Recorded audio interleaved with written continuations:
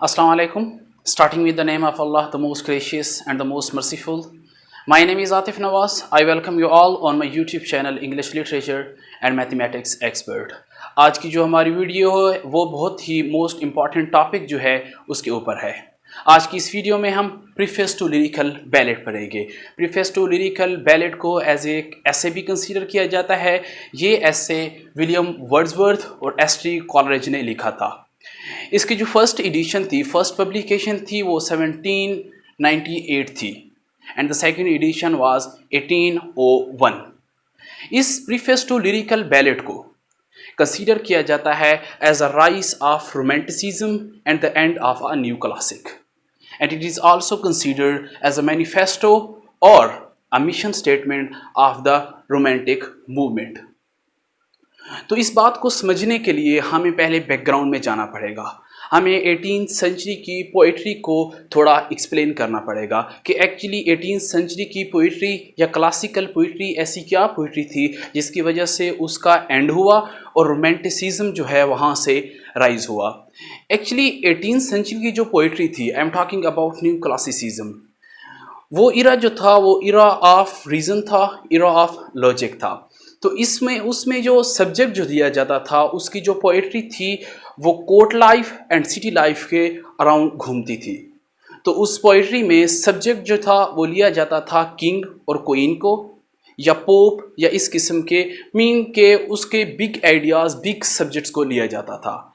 तो इस पोइट्री में जो थी वो जो न्यू क्लासिक्स पोइट्री थी उसमें एक्सटर्नल डिपिक्शन ऑफ नेचर को शो किया गया था। तो इस पोइट्री में पोप और ड्राइडन की मोस्ट इम्पॉर्टेंट पोइट्री जो थी वो क्लासिकल पोइट्री थी। तो इस पोइट्री में कोर्ट और सिटी लाइफ के रिवॉल्व जो था उसके अंडर जो थी वो पोइट्री घूमती रही थी। तो उसमें सब्जेक्ट जो था वो बहुत ही बड़े बड़े सब्जेक्ट लिए गए थे। As I earlier told you कि वो पोइट्री जो थी वो एरिस्टोक्रेटिक या एलीट क्लास के लिए लिखी गई थी और उसका जो सब्जेक्ट था वो किंग था, क्वीन था, मोनार्क था, बादशाह था, जो इस किस्म के उसके सब्जेक्ट थे। और उसमें जो लैंग्वेज जो यूज़ की गई थी वो बोम्बास्टिक लैंग्वेज यूज़ की गई थी और that was not understood able by the common people. और उसमें जो आइडियाज़ थे, जो इंसिडेंट थे, वो बहुत ही बिग आइडियाज़ और बिग इंसिडेंट थे जो लिए गए थे पॉलिटिक्स से, उनकी पॉलिसीज से। तो वर्ड्सवर्थ और कॉलरिज ने इस पोइट्री को डेविएट किया, इसको निगलेक्ट किया, क्योंकि वो जो पोइट्री थी वो कॉमन जो रस्टिक पीपल थे, जो विलेजर पीपल थे, उनको टोटली निगलेक्ट कर रही थी। तो उसको निगलेक्ट करने के लिए वर्ड्सवर्थ और एस.टी. कॉलरिज ने अपना एक वर्क लिखा, preface to lyrical ballad. Actually वो जो पोइट्री थी वो एच हुडसन ने भी इसी तरह कहा है कि वो पोइट्री जो थी वो किचन और एरिस्टोक्रेटिक लाइफ स्टाइल के रिवॉल्व घूमती थी। तो उसमें रस्टिक पीपल को टोटली निगलेक्ट किया गया था। तो वर्ड्सवर्थ और एस.टी. कॉलरिज ने एक शॉर्ट पोइम्स लिखी जिसको इसने प्रीफेस टू लिरिकल बैलेट का नाम दिया गया, लिरिकल बैलेट का नाम दिया गया। इसको प्रीफेस टू लिरिकल बैलेट और इसका जो फर्स्ट एडिशन था, फर्स्ट पब्लिकेशन थी जो 1798 में हुई थी, इसको कलेक्शन ऑफ पोइट्री भी कहा गया था। तो इस कलेक्शन ऑफ पोइट्री में एस.टी. कॉलरिज और वर्ड्सवर्थ ने कुछ अपनी छोटी स्मॉल लिरिकल बैलेट्स लिखी और उन लिरिकल बैलेट्स में उन्होंने सब्जेक्ट मैटर जो था, उनका जो सब्जेक्ट था, उन्होंने रस्टिक पीपल को लिया था, एक विलेजर लाइफ स्टाइल को लिया था। और उन्होंने जो लैंग्वेज वहाँ पे यूज़ की थी वो लैंग्वेज जो थी वो इस किस्म की लैंग्वेज थी जो that is really spoken by the rustic people, एक कॉमन लैंग्वेज जो एक आम इंसान, एक देहाती बंदे की समझ में आती है। और उसके बाद उसने बजाय बिग इंसिडेंट की, जैसे पॉलिटिक्स हो गया या बड़े बड़े आइडियाज़ जो थे, उनको लेने की बजाय उसने स्मॉल इंसिडेंट और स्मॉल सिचुएशन पर पोइट्री लिखना शुरू कर दी। तो ये जो पोइट्री थी ये टोटली कंट्रास्ट था न्यू क्लासिक का। तो ये जो पोइट्री थी इन स्मॉल लिरिकल बैलेट्स में, इसने फर्स्ट पब्लिकेशन जो थी 1798 में विलियम वर्ड्सवर्थ और एस.टी. कॉलरिज जो दो बेस्ट फ्रेंड थे, उन्होंने इस पोइट्री को एज ए एक्सपेरिमेंट लोगों में भेज दिया। इस किस्म की पब्लिकेशन थी कि people were deeply indulge in the classics poetry.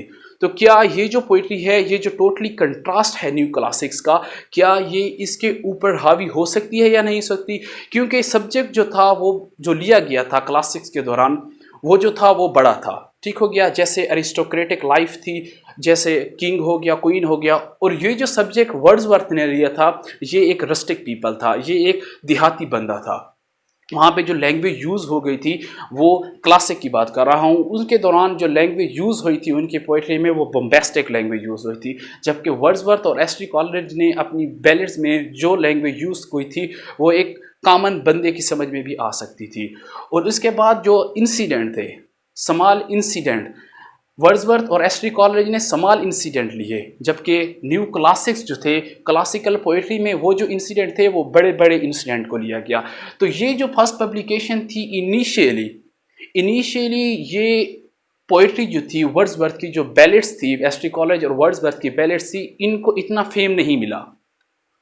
तो ग्रेजुअली होते होते होते ये जो पोइट्री थी ये आम लोगों की समझ में आने लग गई, और आम लोगों की समझ आने के बाद उन्होंने फिर वर्ड्सवर्थ और एस टी कॉलेज ने एक ग्रेजुअल फेम हासिल किया। और वर्ड्सवर्थ और एस टी कॉलेज ने न्यू क्लासिक्स की जो पोइट्री है उसको लेबल किया as a not a genuine kind of poetry, that it is hollowed from inside. क्योंकि ये नेचर की एक्सटर्नल डिपिक्शन है, और ये ऑब्वियसली इंटरनल, जो इसकी इंटरनल डिपिक्शन है वो हॉलोड है फ्रॉम इनसाइड। ये जो पोइट्री थी क्लासिक्स की, ये हेरोइक कपलेट स्टायर, इस किस्म की पोइट्री लिखी गई थी, और इसको प्रोज में इजीली कन्वर्ट किया गया था, कर दिया जाता था। तो एस टी कॉलेज और वर्ड्सवर्थ का ये मानना था कि ये जो पोइट्री है ये हॉलोड है from inside, and it is an imitation of the classics. Classics के रूल्स एंड रेगुलेशन तक ये जो न्यू क्लासिक्स पोइट हैं ये कन्फाइंड हैं, उससे आगे ये कुछ नहीं लिख सकते। तो ये जो प्रीफेस टू लिरिकल बैलेड थी, सेकंड पब्लिकेशन थी 1801। इस प्रीफेस टू लिरिकल बैलेड में स्पेशली वर्ड्सवर्थ ने रीडर्स के पूछे गए जो सवालात थे उनका जवाब दिया।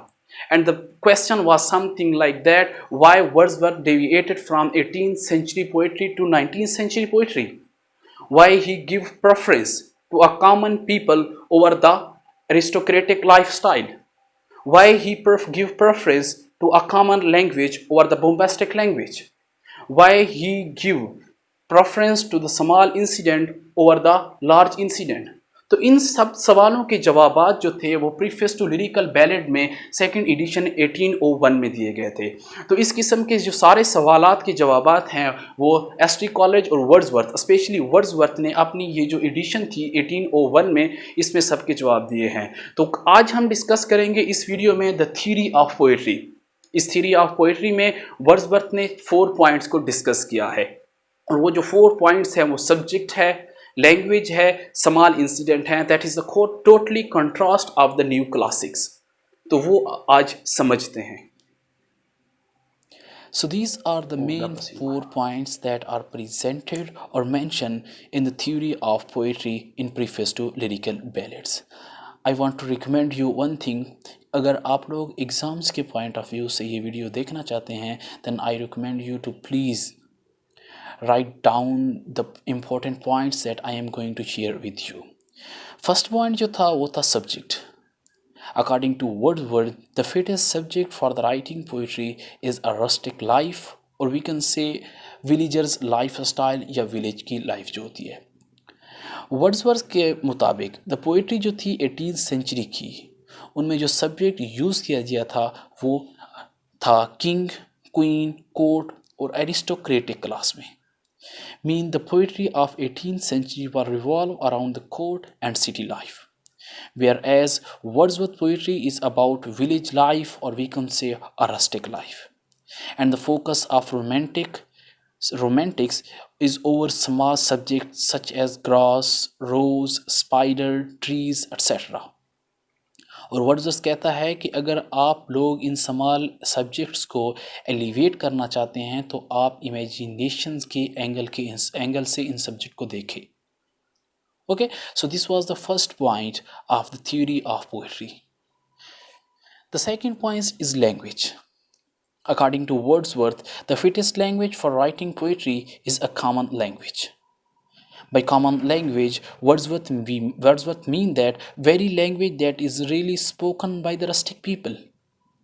इस किस्म की ज़बान जो देहाती, जो रस्टिक पीपल जो हैं, जो यूज़ करते हैं in their daily life.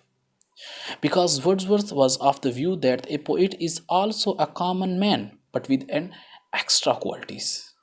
Poet भी जो एक शायर जो होता है वो भी एक कॉमन बंदा ही होता है इन रीडर्स की तरह, लेकिन उसमें जो कुछ एक्स्ट्रा क्वालिटीज़ होती हैं, it doesn't mean that he should use bombastic language. जैसे कीट्स अपनी नेगेटिव कैपेबिलिटी में कहता है कि निगेशन ऑफ सेल्फ होना चाहिए and the poet should become the part and parcel of the thing that is described. एक शायर को गिरगिट की तरह रंग बदलना चाहिए, उसे रीडर्स के रंग में ढल जाना चाहिए। Okay, so according to Wordsworth expression should be in the same language. Okay, expression जो है उसी लैंग्वेज में होना चाहिए। Aristotle Wordsworth is totally against the elevated language, decorated language, या we can say a polished language, a type of language that poet used by using figure of speech such as a hyperbole, exaggeration। जब शायर जो होता है अपनी language को exaggerate करता है, so he goes totally against this। वो कहता है कि पोइट्री जो है, जो लैंग्वेज जो पोइट्री में यूज़ होती है वो कॉमन होनी चाहिए। इस किस्म की लैंग्वेज जो आम life style common rustic people जो है अपनी डेली लाइफ में यूज़ करता है। So let us move to the third point, incident and situation. According to Wordsworth, small incidents and situations can be presented to the minds of the readers in an extraordinary or an unusual way, if we grow certain coloring of imagination over them. Wordsworth कहता है कि अगर small incident और situation को present किया जाए to the minds of readers एक extraordinary या अनयूजुअल वे में, unusual way by he mean that there should be a certain coloring of imagination over them।